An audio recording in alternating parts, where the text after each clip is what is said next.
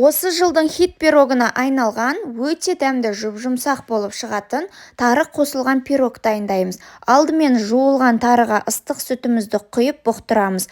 Қамырын дайындау үшін қант, жұмыртқа, сары майымызды салып араластырып, үстіне ұн мен қопсытқышымызды қосып, араластырып барлығын жақсы жұмсақ қамыр илеп алатын боламыз. Духовкамызды алдын ала қыздырып қойып, қамырды формаға жайғастырып, үстіне кремін дайындаймыз. Ал кремін дайындау үшін бізге қаймақ пен қант және де жұмыртқа, кукуруз крахмалы қажет болады.